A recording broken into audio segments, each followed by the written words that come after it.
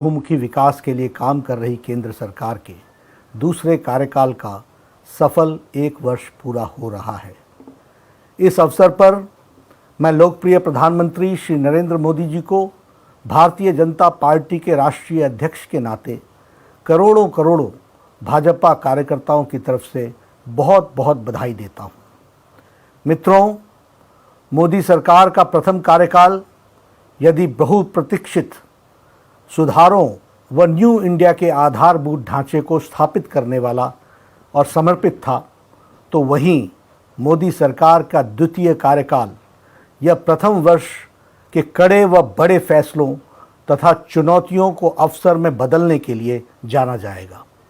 इस 1 वर्ष में मोदी सरकार ने जनहित, लोकहित के उन फैसलों को अमली जामा पहनाया है जो देश की एकता, अखंडता को सुदृढ़ करने वाला था, सामाजिक व आर्थिक न्याय दिलाने के साथ साथ अपनी वैचारिक प्रतिबद्धता को पूर्णता प्रदान करने वाला है।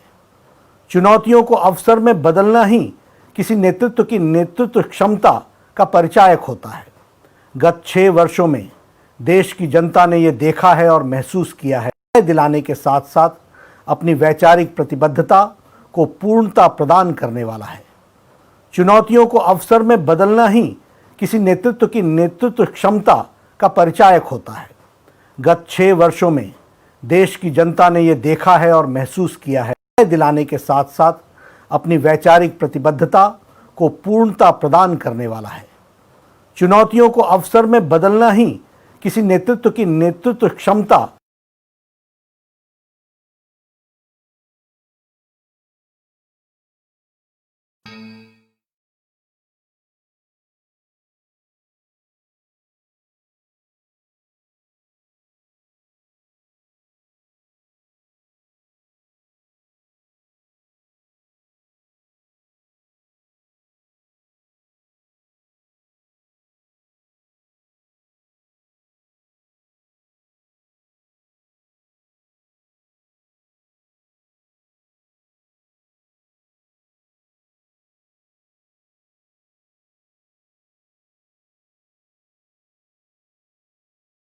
को असहाय महसूस कर रही हैं।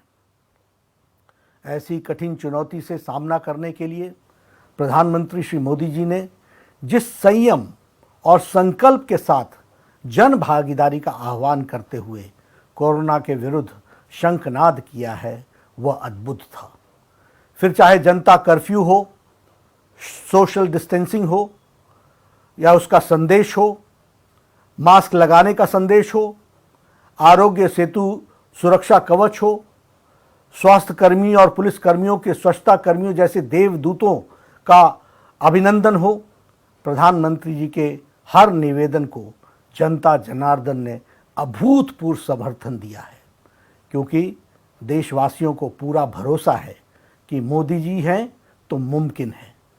स्पष्ट नीति, सटीक निर्णय लेकर प्रधानमंत्री जी ने दुनिया को दिखा दिया है कि भारत ऐसी समस्याओं से भी मजबूती के साथ लड़ने और उसने निपटने का सक्षम है। एक प्रधान सेवक, एक प्रधान अभिभावक, एक संरक्षक के रूप में देशवासियों के हौसले को बढ़ाने, और यह प्रधानमंत्री जी अद्भुत तरीके से इसको उन्होंने किया है। प्रधानमंत्री जी के नेतृत्व में जन भागीदारी, जन विश्वास, जन सरोकार और जागरूकता, जागृत चेतना के 4 मजबूत स्तंभ बनकर उभरे हैं। 28 मार्च को प्रधानमंत्री श्री नरेंद्र मोदी जी का आह्वान पर पीएम केयर फंड की स्थापना हुई, और मुझे ये बताते हुए गर्व का अनुभव होता है कि मात्र 1 सप्ताह में 6,500 करोड़ रुपए इस फंड में जमा हो गए।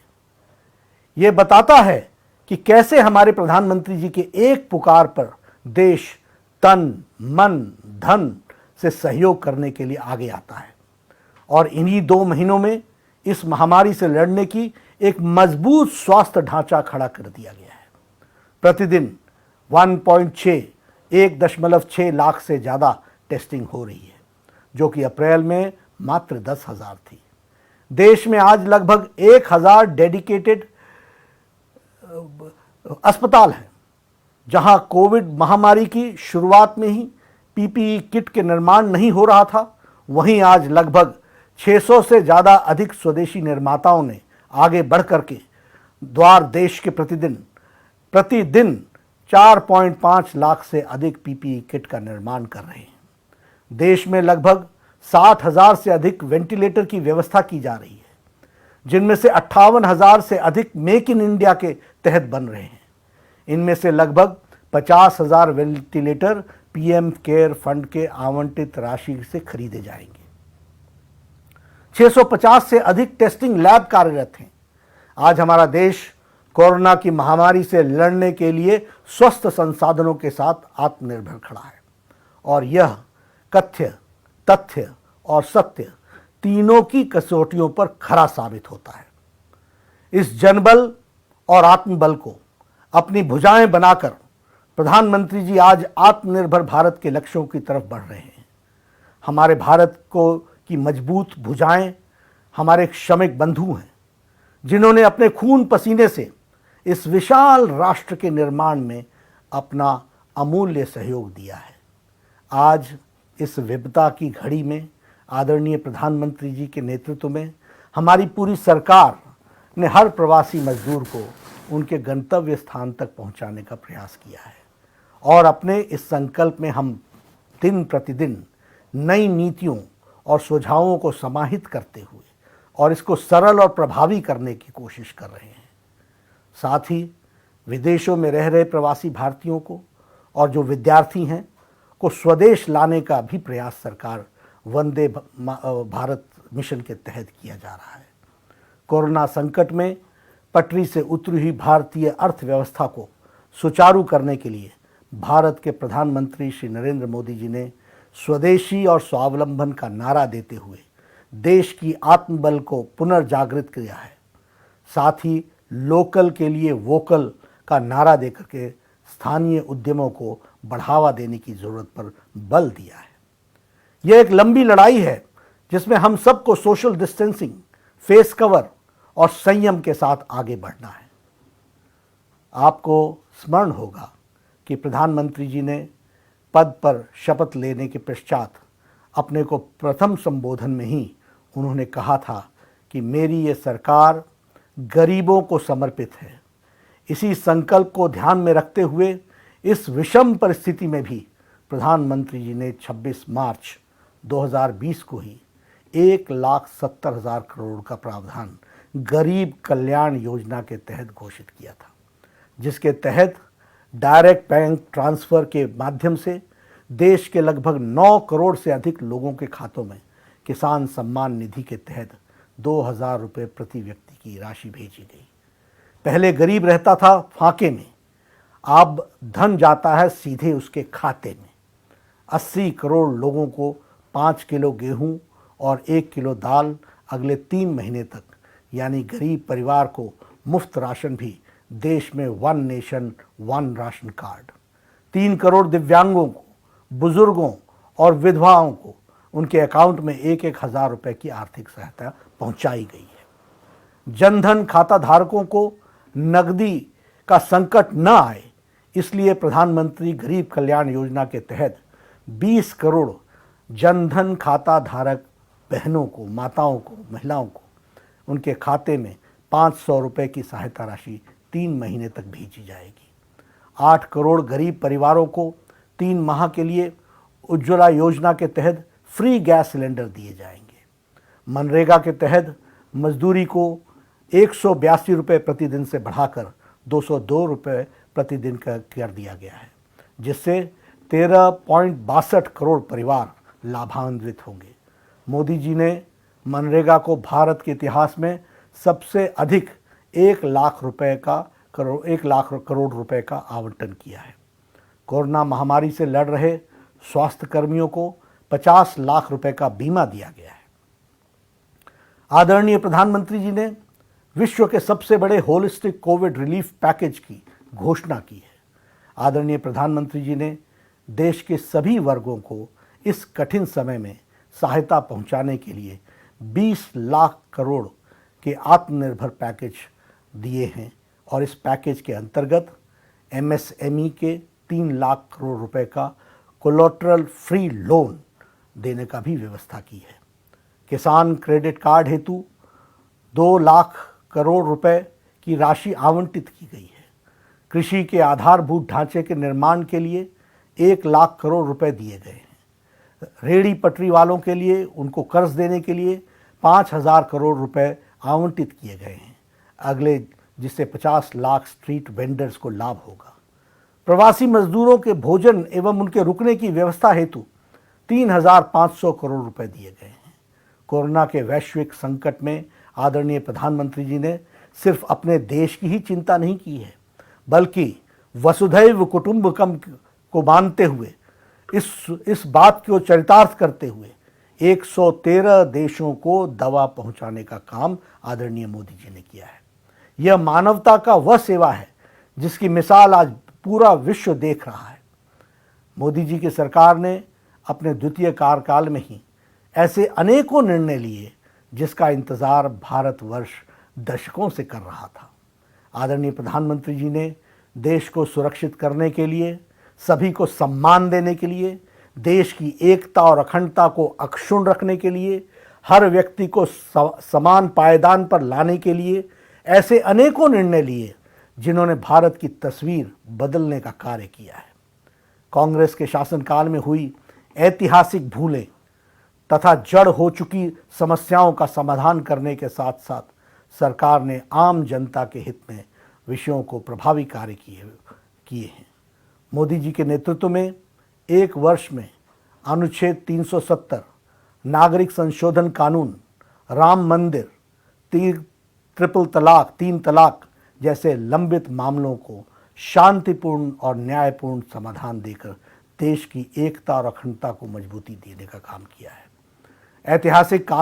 इस ऐतिहासिक काम को अनुच्छेद 370 व 35A देश की अखंडता पर एक काले धब्बे जैसा था।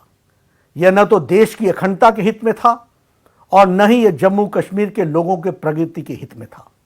1950 से चली आ रही यह समस्या को मोदी सरकार ने जड़ से समाप्त करने का साहस दिखाया। इस निर्णय से हमारे श्यामा प्रसाद मुखर्जी का एक निशान, एक विधान, एक प्रधान का संकल्प 100% पूरा हुआ है। इस धारा 370 को एब्रोगेट करने के लिए, 35A को समाप्त करने के लिए प्रधानमंत्री जी की इच्छा शक्ति और अमित शाह जी का विचार, जिन्होंने उसको नीति दी और जिन्होंने उसको सफल किया, वह भी हमको देखने को मिलता है।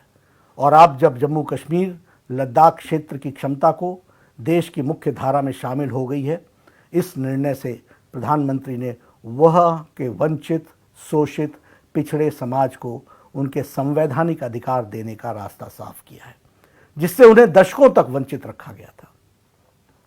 नागरिक संशोधन कानून जनता से किए गए वायदे को जनता का आदेश पत्र मानकर मोदी सरकार ने नागरिकता संशोधन कानून भी संसद में पास कराया है। इसके तहत पाकिस्तान, अफगानिस्तान और बांग्लादेश से प्रताड़ना के शिकार भारत में रह रहे हिंदू, बौद्ध, सिख, ईसाई और पारसी शरणार्थियों को हिंदुस्तान की नागरिकता देने का प्रावधान किया गया है। 3 तलाक कानून मोदी सरकार ने अपने दूसरे कार्यकाल में सबसे पहले हमारी मुस्लिम बहनों को, मुस्लिम माताओं को 3 तलाक से मुक्ति दिलाने का कदम उठाया है और बरसों से चली आ रही 3 तलाक की कुप्रथा को खत्म किया है। राम मंदिर मामले को समाधान भारतीय जनता पार्टी शुरुआत से ही संविधान की व्यवस्था के तहत रामलला के भव्य मंदिर के लिए प्रयासरत थी, जबकि कांग्रेस बार बार इसमें अड़ंगा लगा रही थी। वर्षों बाद देश की सर्वोच्च अदालत की 5 जजों ने सबने एक साथ मिलकर उस बेंच ने सर्वसम्मति से विवादित जमीन को पर रामलला के पक्ष में निर्णय दिया है और 135 करोड़ भारतीयों का सपना साकार हुआ है। प्रधानमंत्री जी के नेतृत्व में सरकार ने भव्य मंदिर के निर्माण के लिए श्री राम जन्मभूमि तीर्थ क्षेत्र का गठन किया है और इसके लिए तीर्थ क्षेत्र की पूरी भूमि आवंटित की है। जल्द ही राम मंदिर का सपना साकार होगा, भव्य मंदिर वहाँ बनेगा उसी प्रकार आतंकवाद पर लगाम लगाने के लिए UAPA एक्ट घोषणा पत्र में किए गए वायदे के अनुरूप मोदी सरकार ने आतंकवादियों पर कड़े प्रहार के लिए विरुद्ध क्रियाकलापों के निवारण संशोधन के विधेयक UAPA को मंजूरी दी और इसे संसद में पारित किया। अपनी दूरदर्शी नीतियों से टीम इंडिया की भावना सुदृढ़ करते हुए मोदी जी ने सरकार में भारत के लोकतंत्र को एक नई दिशा दी है।